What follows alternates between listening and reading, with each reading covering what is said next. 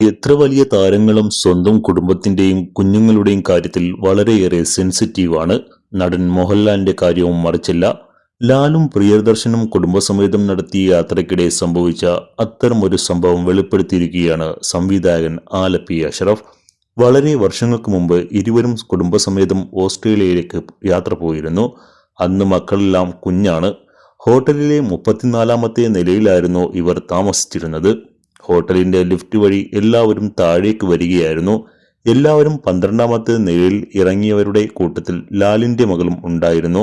മകൾ പുറത്തിറങ്ങിയത് പക്ഷേ ആരും ശ്രദ്ധിച്ചില്ല. പിന്നീട് കുട്ടിയെ നോക്കുമ്പോൾ കാണാനില്ല. ലാൽ ആകെ പാനിക്കായി. എന്ത് ചെയ്യണമെന്ന് നിശ്ചയമില്ലാതെ ആകെ വെപ്രാളപ്പെട്ട് ഓരോരോ ഫ്ലോറിലും ഇറങ്ങി കുട്ടിയെ തിരഞ്ഞു.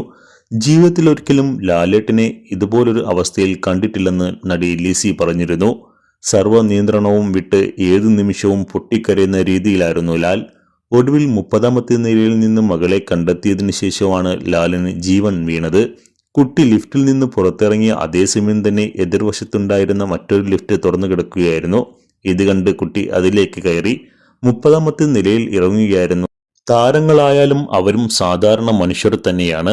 സൗഹൃദങ്ങളും സന്തോഷങ്ങളും കുടുംബങ്ങൾ തമ്മിലുള്ള ഒന്നിച്ചുള്ള യാത്രകളുമൊക്കെ അവർക്കും പ്രിയപ്പെട്ടതാണ്.